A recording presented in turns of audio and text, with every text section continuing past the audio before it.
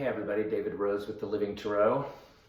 I was going to try and live stream because apparently it's just so much faster on YouTube, but when I tried to do it, it says you have to have 1,000 subscribers, so please subscribe to my channel. And eventually I can just go live, and then it'll instantly download it, upload it, whatever it does, and I won't have to sit around and wait for 4 hours to post these daily threes. Hi, I'm David Rose from The Living Tarot. Some of you may know that, some of you may not. Maybe you had to know that to get here. I'm in my 6th day. This is the first day I've done it outside of my bedroom on my bus Lolita. And I did it so I could go live, which now doesn't make any difference. So I'm in the bathroom of the Circus Collective, but a pretty festive background, right? This is where I've been doing my shows. I've had my last 8 shows, and tonight I'll have my finishing show of this run. Even though last night, I gotta say, it was an amazing ritual, an amazing show, and just really warmed my heart. And the transformation that happened, and the way people opened up, and the fun that we had, and the wild stuff we did was just so, it's why I do this, why I've made this the focus of my life, and to make this my life's work, because I see the healing that's taking place in the communities that I do this, and I'm hoping that these 3-card spreads can help people also.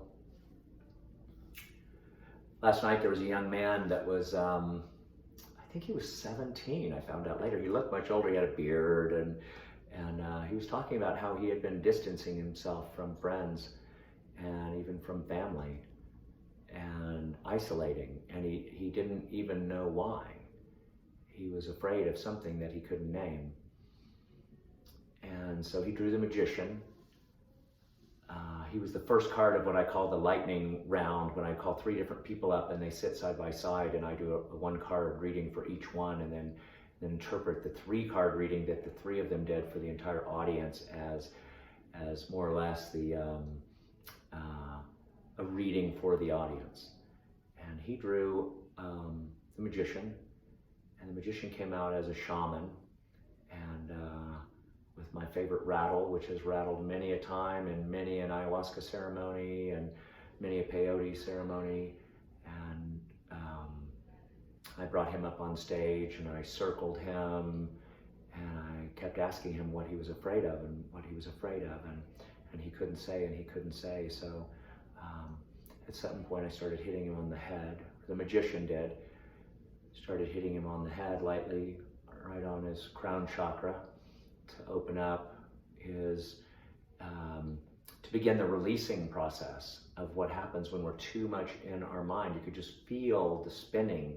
Like people will spin, their minds will start to spin, and you'll know because they're only able to focus on 1 or 2 things, and they keep coming back to that. And you can see in their eyes that they're not connecting with you, that they're not present. There's a lot of people, they're air signs, that can start spinning. Libras, notorious for being indecisive and get stuck on one thing. And I think it relates a little bit to where I'm heading with the bigger question on this reading today. But to finish up with this young man, at one point I have his little brother who's 10, who's been this amazing help. This is his 2nd show, and he became my water bearer. Like, he would come and he would take little glasses of water to everybody in the audience, and there were 35 or 40 people there, and he would go back and forth, and he would take 2 glasses of water, and he gave everybody in the audience water. Like, he was doing a service. And his mom, like, I can't even get him to clean his room at home, so I don't know what's going on with this.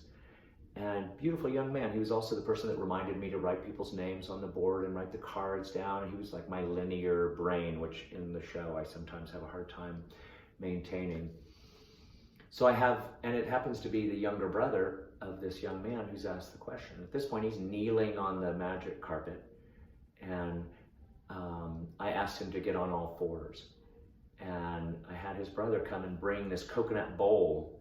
I had 3 of them, and I had him grab the biggest one and put it upside down on his brother's head. And I told his brother, I said, we're now going to cut your head off, because you are locked in these thoughts that are self-defeating, and they're silly, and they mean nothing. There's no truth to them. There's nothing real about them. So we're going to ceremonially end this. We're going to cut your mind from your body so you can feel your heart again. And I said, now on 3, you're going to scream as loud as you can to release all of these thoughts. And at that moment, I'm going to bring my axe down. And at this point, I have this huge brass candlestick that has become my go-to sword and axe and cudgel and cutting instrument, as well as sometimes it's a candle holder. But it's big and it's heavy. It feels good in your hand. And so I count to 3, and the audience counts to 3. And on 3, he yells, and I swing the axe down symbolically in front of him, and the bowl rolls onto the floor. And at that point, he's staring at the bowl, and I grab the bowl and I sit it upside down on the carpet, and I hand him the axe, the candlestick, and I say, now smash your brain as hard as you can. And he picks that candlestick up and he hits that thing, boom, right in the middle of the bowl. And he puts a big hole in it, but it doesn't break the bowl. And I said, you have not broken the bowl. And he picks up and he smashes and smashes, and pieces go, like hundreds of pieces go flying into the audience. They all went outwards. And at that moment, I do have this flash, not the magician, but David Rose behind all that goes like, oh shit, I hope everybody's okay. And then I look over at him, and he's sitting up on his knees, and he's just shaking. His whole body's shaking, and he's got this little bit of a smile on his face, just the smallest little smile. And see a little tear rolling in his eye, and just this little smile. And it's that moment when realness, it comes out, when something has been masked and hidden by all of our thoughts and all of our negative emotions that spin around, especially in the air signs. The people that are air signs, that's the mind. And it brings us people like Albert Einstein and Geminis, who are brilliant. My son's a Gemini, brilliant human being. But they can get stuck in spinning. And we have to recognize it. Which leads me to originally today was going to be about play, because a little squirrel came up to me in the bus today, and I was looking out the window, and maybe it applies. Maybe I'll be able to tie all this together. But this little squirrel, he's like a teenager, from what I can tell, knowing squirrel bodies, like I do. I've studied them a little bit. And he comes running all the way across this humongous parking lot. There's like no trees within 100, 150 feet. And he comes running, and he comes right up below the window, where I can look down. The window's tilted out like this, and I'm looking down at the squirrel. He's just looking up at me, this cute little teenager. And we probably stare at each other for 10 seconds. And then he just like, boom, and heads off to the one tree that's close, which is, it's all asphalt everywhere. And why he came to stare at me. And I'm thinking, wow, so my energy of the day is squirrel. And squirrel in the book, it's why I don't take words so seriously always, and interpretations, people's interpretations, because in the book, the major interpretation for squirrel is gathering, collecting things for the winter, saving things for the winter. But for me, in my hot tub, when I'm in Austin, in my hot tub, which is every morning at 6 a.m., I get to watch the squirrels wake up, and they have their morning coffee, stretch a little bit, and then boom, they start playing. And they play, and they play, and they play, and they play. You might grab a few little tender leaves early on, but after that, they're chasing each other. It reminds me to play. And so that's what I thought the reading was going to be about today. And then I got 2 kind of intense texts pretty close to each other. One from my really a person that's become a really close friend, who caught a ride on the bus, a Craigslist post on rideshare, and was one of my fares, one of my boarders on the bus to go from Austin to Denver. It's how I pay for my fuel to go on these long runs from one city to the next. And she has become a really close friend and like a manager, and she's doing my advance work and passes out flyers. She's amazing at it. And her name's Jalen Malin, and she's an amazing musician. And she's a brilliant human being, so sensitive, so even overly sensitive. I mean, I like to say, and I would say it to her, that I feel like she's one of the many people that are on the spectrum. They're on the spectrum of you know, what do I want to say? What do they use that for? Like for autism? But it's I hate definitions like that, because when I say I feel like someone's on the spectrum, it's the spectrum that we don't know how to define. It's the spectrum where we judge. It's the spectrum according to psychiatry and psychology that says this is the norm. We've tested 1 million people. The norm should run between the 30 percentile and the 70 percentile, that 40% of people we consider normal. And if you're outside of that, then you have some kind of condition. And it's the most absurd way, because in humanity, we are 100% human, which includes everything, all the spectrums. There's no difference. We've just judged these as being acceptable because they can hold down a freaking job, and they can wake up every morning whether they're happy or sad, and they still get in their car and go to their stupid job that is unfulfilling. And we consider that normal. Well, I would consider sometimes, and I've been in this 40%, so don't take it personal if you're running in that 40%, but to consider what we do to make money, to survive on this planet. The things, the way we suck up, the way we feel like we have to keep a job because of health insurance, the way we feel like we have to suck up to a job or a boss and release parts of our dignity and parts of our wholeness and parts of our family and work on the weekend when we had a big family gathering and give up and give up and give up the majority of our waking hours. That part's actually kind of insane when you think about it. So my friend Jalen had texted me, and I'd seen a post on Facebook today too, where she said she had lost something like 25 friends this year alone to suicide. 25 people to suicide. And I just thought, my first thought was, wow, you're running in some rough circles. And maybe people on the spectrum all hang in the same circles, so that it just keeps spiraling and spiraling. And there's a sense of hopelessness because they are the sensitive ones. They're actually the sensible ones. They're doing everything they can to not plug in, which might even include homelessness. I heard a brother today riffing on homelessness, and you could tell underneath his political correctness, he didn't like it. And he thought that people should just pick it up and get on with it and get a job.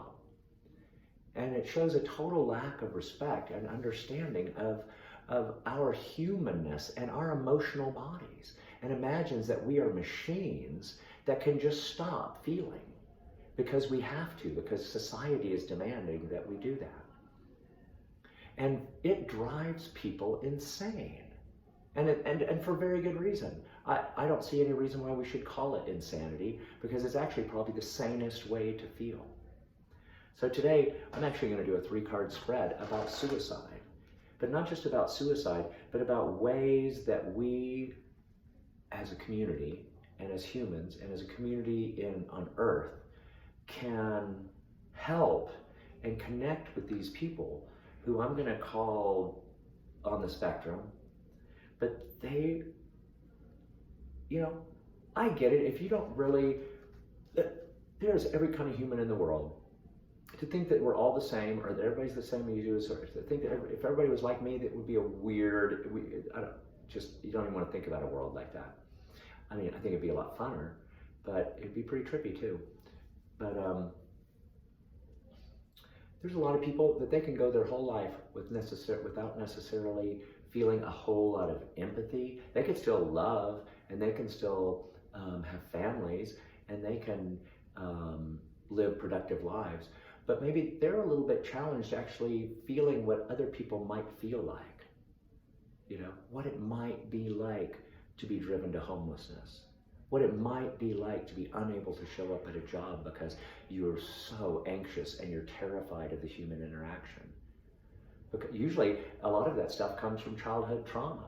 Maybe you weren't abused as a child. Well, I've done a show where a woman brought up sexual abuse, and I asked the audience, hey, everybody that's been sexually abused or molested in their life, raise their hand. And 60% of the audience raised their hand out of about 70 people. And I don't think that's an accident. I think that's what's really happening in this world, is there's a lot of traumatized people. And we all like to bull our way through and pretend that nothing's happening, that nothing's odd. And so we have to snap out of it and wake up to the fact that we are part of the problem because we're not engaging, that we're not helping. You know, not part of the problem, then you're not part of the solution, you're part of the problem. Thank you, Mr. Kennedy. You know, and it's true. I fall down all the time in that. I like to, you know, sometimes I imagine like doing my show is enough, bringing light to people that way. And I talked to a woman today that takes food to the homeless, and we were talking about how all these astral beings, dark energies, can invade drug addicts, people that have blown their doorways, is what I like to call it. They're the ways that we shut ourselves off from the other dimensions and the other spirits and beings, and to some degree even heavy emotions from other people. That I'm going to go out on a limb and say I think 80 to 90% of the people that are homeless are actually inhabited by these malignant spirits and energies. I've seen them, I've felt them, I've channeled them, I have been in their bodies and seen through their eyes, and there are some really mean, nasty creatures out there. Why do you think it happens that somebody who everybody loved and said, oh, is a perfectly fine human being, and the next day picks up a gun and goes out and kills a whole bunch of people? You know? People become inhabited, they do. And I was thinking today, like, wow, is there a way with all my shamanistic training and the way that I know how to ritualize things for people, could I do a different version of what I'm doing for the inhabited people? I mean, it's edgy as shit. There are some pretty gnarly looking creatures out there. When I drive down the street and I shudder when they're talking to themselves and real angry, or they yell at the cars when they're coming by. Total inhabitation.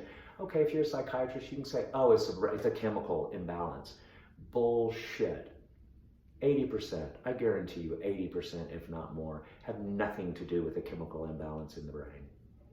And until psychology starts accepting that we are spiritual beings first, and that it is through spirituality and it's through our connection to whatever God we want to believe in, that until we connect that in our psychiatry and our psychology, and we start ritualizing things instead of just sitting down on a sofa and talking for an hour, then true change is not going to happen. It's a great way to make a paycheck and charge $150 an hour where only the rich can be treated.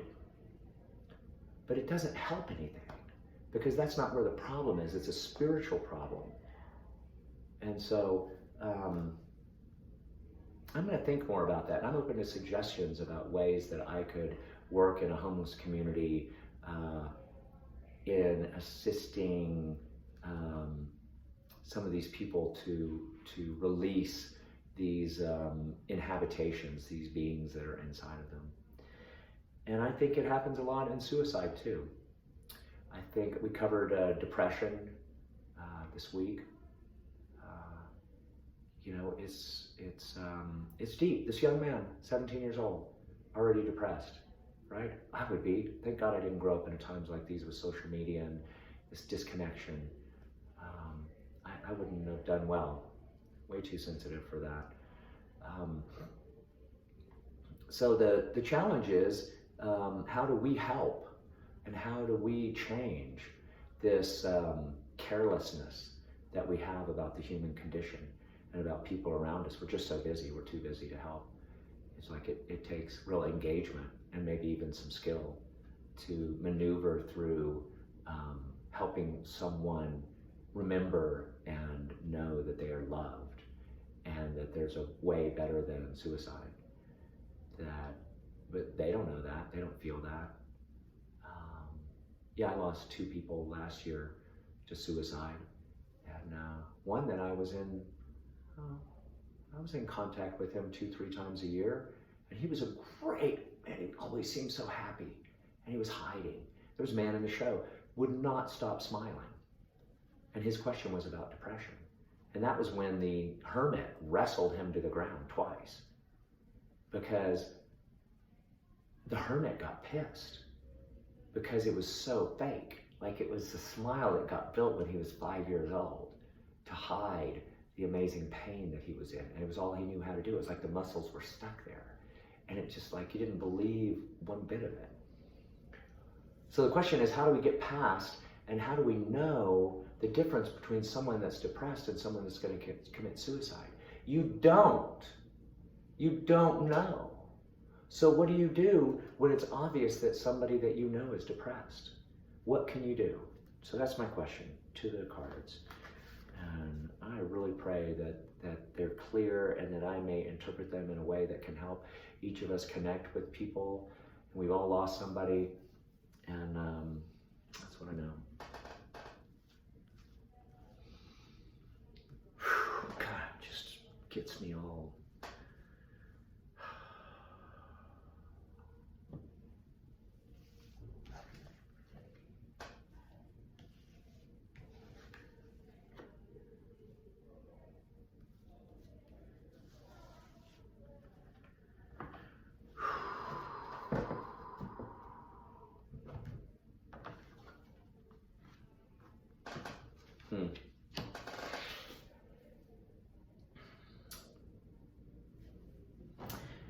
In the position of the challenge, the Lovers. Everybody thinks the Lovers is always about like, oh, man and woman. It's about, you really hope when you ask a question about love that you draw the Lovers. And in relation to our young man last night, we have in the position of the action to take, the Magician. Wow. And then in the position of the Transformation card, well, we have Justice.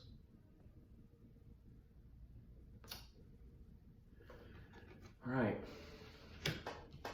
So the Lovers, if it's not about emotional love, or if it's not about love between partners, man and a woman, man and man, woman and woman, all the different varieties that can happen, then what's it about? If the Lovers is in the challenge card, it's saying that there's a way that I'm just gonna take this personally. I'm just gonna read this as if it's my reading, and you can interpret for yourself what you think that means for you.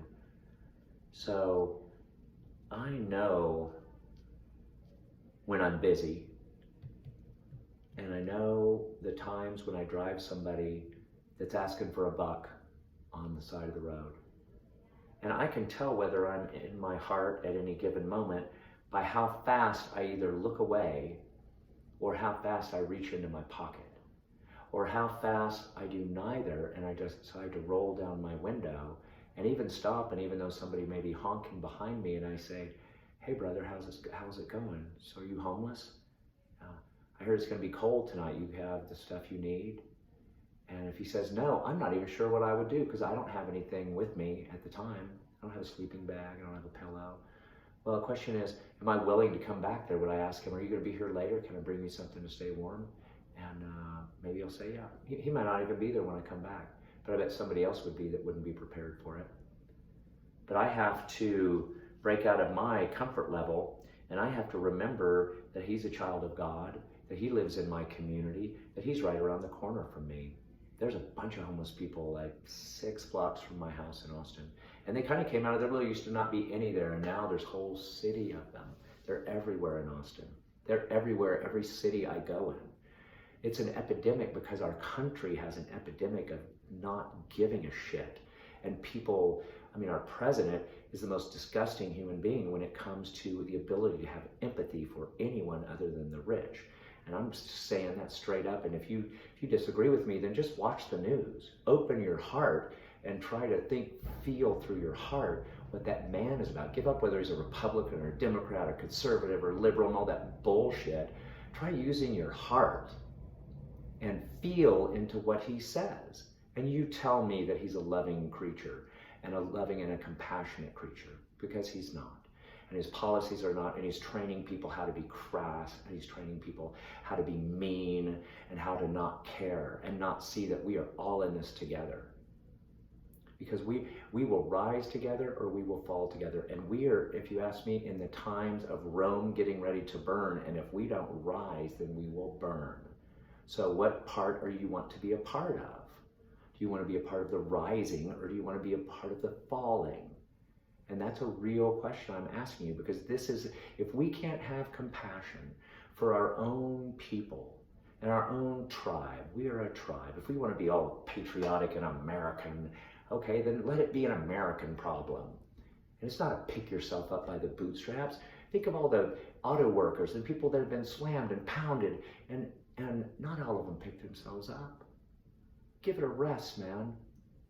Quit thinking life is so easy just because you got it and you figured it out. And I bet you're not even that happy with what you got. So it's up to us, it's up to me to break out of my comfort level and just do whatever I can all the time. Not only is it going to be in my show, but I am going to try and figure out a way to see if I can help any of those homeless people to get in touch with what's driving them into insanity. And then we have, in the position of the action, we have the magician. The magician who creates out of the cosmos, out of the energies of the cosmos. He taps into infinity. He taps into the divine power of the universe that flows to us always. So we all have the availability to be the shaman, to be the magician. I'm not the only person that can do that. There are many, hundreds, thousands, tens of thousands, hundreds of thousands who are every day doing everything that they can. And the main thing that we do is to start feeling. I mean, that's what this reading's about. It's about what is it going to take for us to really feel what's happening in our world. And let's just start with our own life. Start with how happy you are in your own life. And allow yourself to feel into it. And allow yourself to stop rationalizing and making things okay. And quit rationalizing and making things worse for the people that are already struggling and out there on the streets. You have no clue. You have no idea what it's like for them. And so first begin to understand in your own heart, your own struggles. Maybe with your teenagers, maybe they're addicted to drugs. Maybe they won't talk to you since they've been 14. Maybe they distance you. Maybe they're depressed beyond words and they can't talk to you. And you're frustrated beyond words because they won't talk to you. But all you do is get mad because they keep breaking the rules. Because we don't know how to engage anymore. We don't know what honesty, emotional honesty is anymore. We lie to them. We don't want to show them that we're upset, that we're broke, that we're afraid the house is going to be repossessed. They find out at the last minute when it just happens. We have to open our hearts. We have to open our hearts. We have to open our hearts. If that's the one message that every reading that I have with a different subtext of this archetype is, then I stand by that. I stand by that. Love versus hate. Connection versus separation. If you're not doing the positive thing, then you are part of the problem. And that is the truth. Be a magician. Make the changes in your own life. Change it with your own teenagers. Change it with your own kids, with your own boss. Have some real conversations. Let people know it's safe to talk with you and you feel safe to talk with them. Model for them how to express yourself. Model for them how to love. All right? And justice. I think the justice card came up here to say that the transformation that is possible is justice, which is about balance, that we have to create balance in this culture. We have to create balance in our families, in our own hearts, in our own minds, so that we stop spinning. Like, take a deep breath and imagine what it'd be like if your mind stopped spinning and the problems stopped coming up over and over and over again. And imagine that you can do that for yourself. And then imagine that you can do that for your friend that is not telling you that he's depressed to the point of suicide. They never tell you that. They give little hints. And they give hints to see who's paying attention. And are you going to be the one that goes, oh, I knew, I should have known. Feel a little bit guilty, move on. Feel a little bit sad, move on. Feel a lot guilty and get depressed and be the next one in line. Whatever you want to do. But be the engager. Be the engager. Be the one that creates, that jumps on the other side of the scales and starts moving things in the other direction. This is a pep talk for getting engaged with every friend that you know. If you're feeling him, if your intuition is telling you like, God, I wonder what Tom, I'm really feeling him a lot lately, call him. And don't let it just be superficial. You tell him about what you're going through. You make it safe for him to tell you. And don't judge him. Don't judge him. Find compassion, find love, cry with them. Tell him you love him so much and you understand so much. And why don't you come and visit me? Or tell you what, I'm going to come and visit you. I'm going to take a plane flight to come visit you. Do what it takes. You know, or it's going to be like Jalen, one of 25 that killed themselves this year. And, you know, be the change you want to see in the world. I think that's the statement. You know, maybe a lot of these readings are going to be heavy because shit is going down, brothers and sisters. It is happening right now. And we need all the warriors that we can get. We need all the loving hearts that we can get because the steel and the bullshit is flowing hard. And we have to resist that at every turn. And it's not with violence. And it's not with angry words. It's with our hearts. And it's with our amazing ability to manifest love. So do that. Go to livingtarot.org. Find out when my shows are near you. Subscribe to my stations. Tell people about it. Share these if it seems appropriate. And find a way to help. Just do anything. Do anything. Do anything that's positive. And it all makes a difference. Love you all. And send me your questions. I'm creating questions that come from the galaxies and beyond, and I am open to answering personal questions because we all have the same questions. So thank you very much, and much light. Bye.